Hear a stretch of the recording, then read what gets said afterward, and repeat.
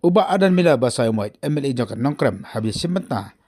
Tanya halo ke jengkeran lamprang jo ulat ulapan pau ke jeng sokhya ka bajur halo ke jeng mi ikilap atai khobor ya ke jeng keno bagi pulit kip up para ki national highway kalong penban Jinglum lani ki dong dawa Pisa jubor badun ong ba ke jaga bagi pulit kin kem atte la kam ya ke jeng lum Pisa ki penban kalong maki Jinglum Pisa kiwipat kimat ki bawla kran ka ni ka jengkeran lamprang jo ulat nakaliang jo pa adan kilong ki kentup bru ya ka bedai bat ke jeng kam jong ke sarkar ba ke jeng penmi dok ha kran nang kiu ha ke jela penban ha ba pej bha la syam ba ke bun ki dok ha ke di ki bon shabat jela bat tang chula poi ha po river district la pen kam ba ki de ki dok po river district penman ka ni sha ki de ki dok ha ki ban asam bat ki pat ki jela ki pat ki mat ki ba ba adam la kran ha ka ni ka ji ta ni halor ka jing kran na phang ulat ki kentup ya ka rep karyang bat ki gwe de ki jing ya ba ki pej bha ki kendu. So, thank you very much for giving me this opportunity. I stand to participate in this deliberation, sir, on the Governor address. Sir, I am more encouraged when we are reminded about the highest parliamentary decorum, debate and discussion in this August House and how we should carry forward this tradition.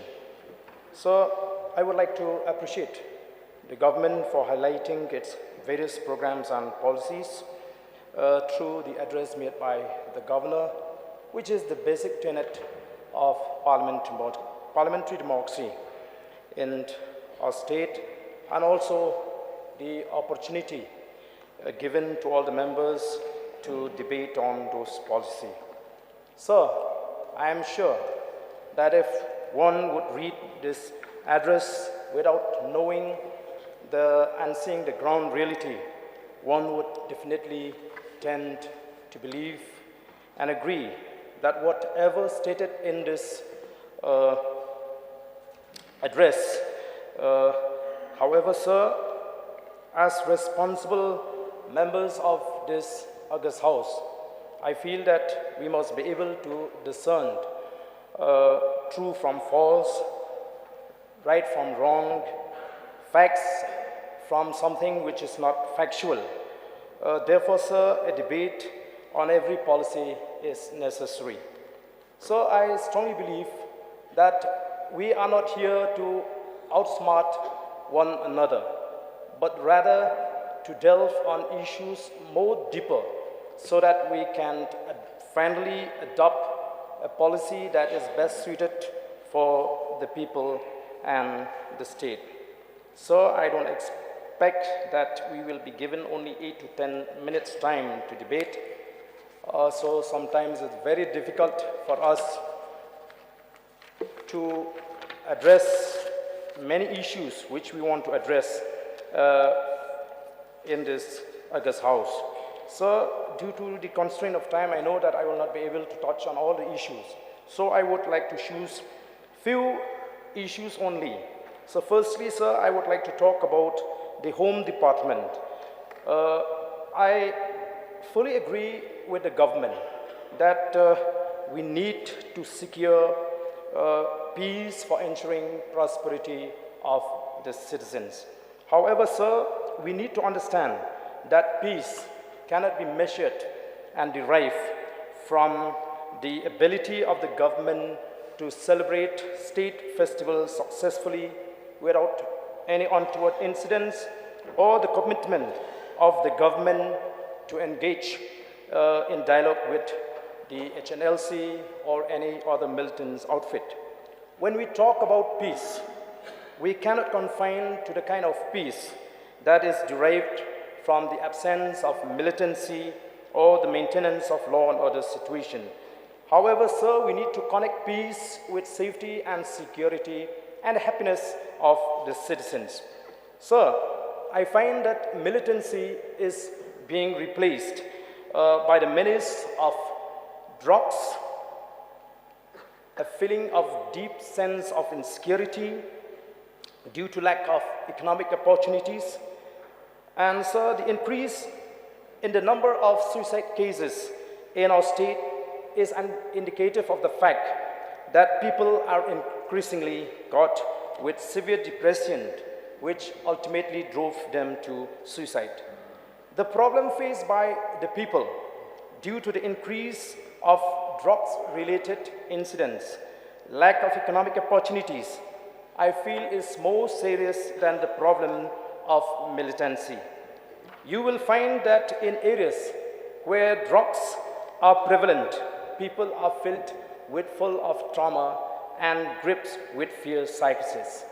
So theft cases are also increasing rapidly in those areas.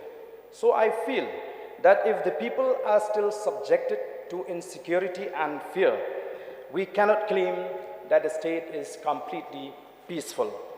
Therefore, sir, the government needs to strive harder towards ensuring complete peace and tranquility in the state.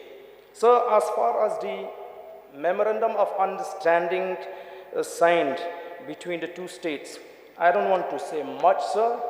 The statement made by one of the Deputy Chief Ministers in this government is sufficient enough and stands testimony of the fact that not everyone in this government was satisfied with the decision of the government. So, secondly, I would like to talk about the Animal Husbandry Department. So, I am very happy to see that the government is investing heavily in animal husbandry and veterinary department to create rural livelihoods, which I feel is a move in the right direction. However, my concern is about the manner in which the scheme will be implemented.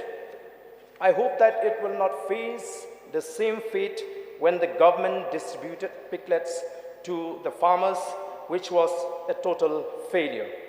I also hope that it will reach to the right and deserving beneficiaries. So I would also like to know in what way the government conditioned the criteria in order to avail the scheme. I would also like to mention here that the launching of the scheme should not in any way turn into a political platform where parties in power misuse its democratic power to allow its partymen to organize and dominate the event. We should keep in mind that we are duly elected by the people. Therefore, it would be unbecoming on the part of the government to prevent the local representative to be part in the implementation of the scheme.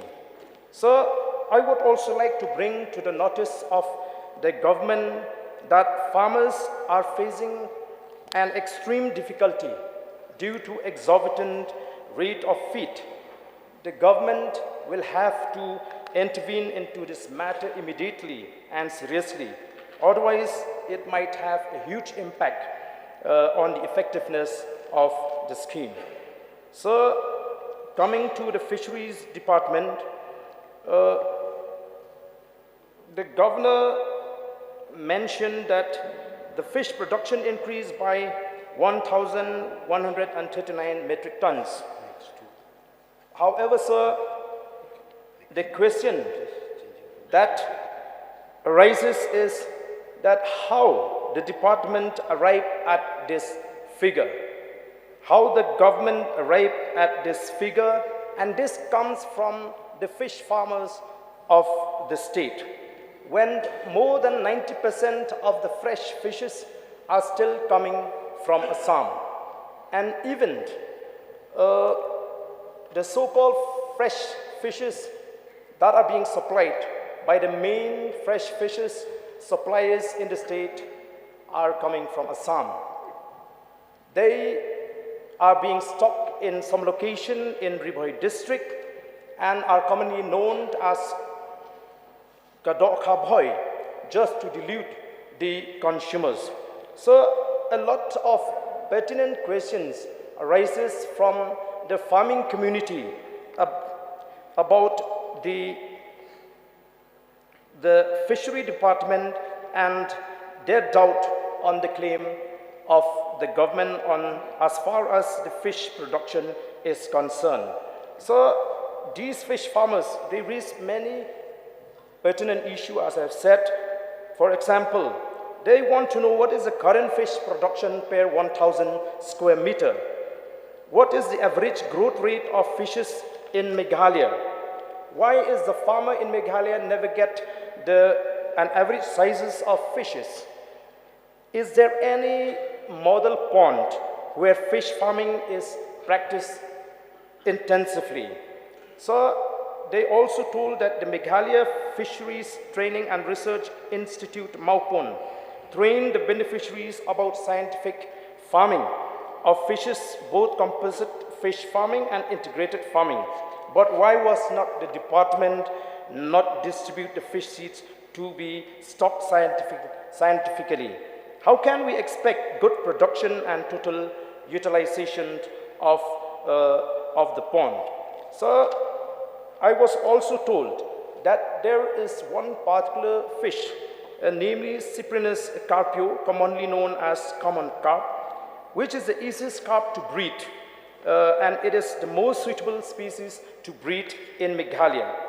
I was told that even this kind of breed, the department cannot supply and provide to the fish farmers. So these are the questions which I feel that the government needs to dwell in order to ensure that the fish production in the state is not only sufficient for the consumption within the state, but we must be able also to export outside the state. So another issue that I would like to raise here is about the Food and Civil Supply Department.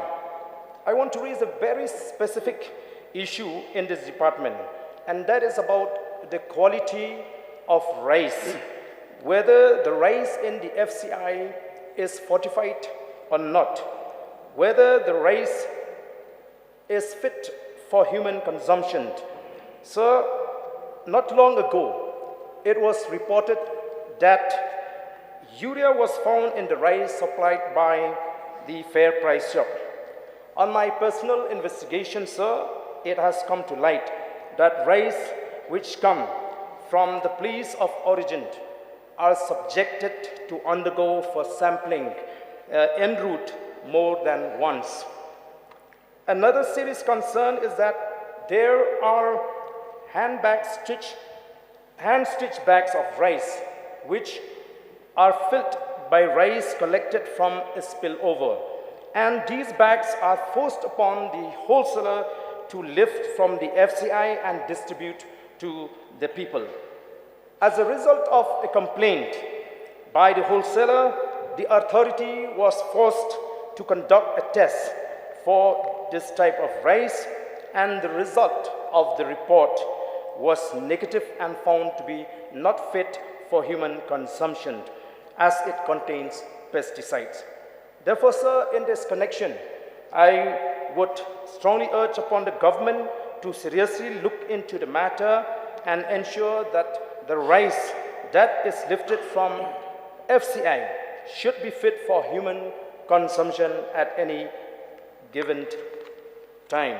So, I would also like to speak about the failure of the government to reflect in this address the issue of price rise, as had been mentioned by the leader of the opposition, good and clean governance. Nothing is found in this address about the desire of the government to ensure for a good and clean governance. So when we talk about price rise, in the last session, I had questioned the government whether extortion is one of the factors or not that lead to price rise. So I don't know why the government is fighting shy as far as the good and clean governance is concerned. So just yesterday I saw a news report that according to the NHAI authority, they found that most of the toll gates along the national highway are being run by the police. So if the police department, which is supposed to deal with extortion seriously is the reason for extortion in the state, then where are we heading as the state?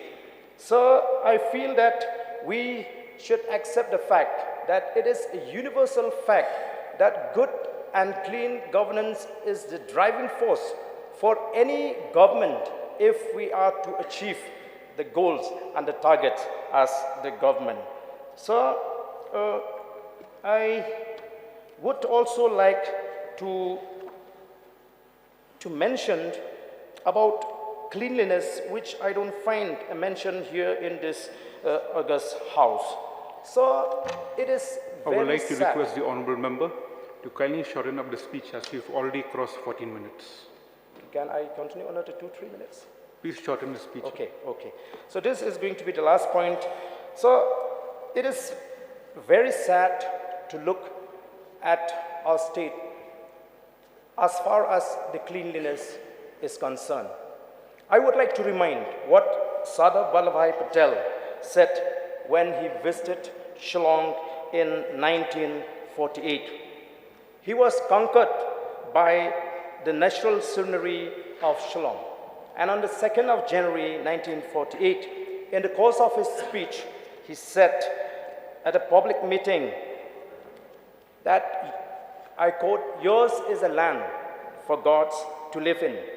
Its air, its natural scenery, its pure atmosphere, its sweet waters would attract even gods," unquote. But when we look at the present condition of the state as far as cleanliness is concerned, we have seen that everywhere there is a dumping of waste. People are littering on the street, on both sides of the street. So I feel that the government should seriously look into this matter and restore the pride and glory of Meghalaya by ensuring that cleanliness should be imparted in the mind of each and every citizen so that the people of the state will work together, will cooperate with the government in order to restore back the glory of Meghalaya. So since I don't have much time to say, I just want to thank you for giving me this opportunity to speak on these issues. Thank you. Thank you, Honourable Member from Nongrep. Now I would like to request the Honourable Member from Mauplang, Sri Matthew B. Kurba, to initiate discussion.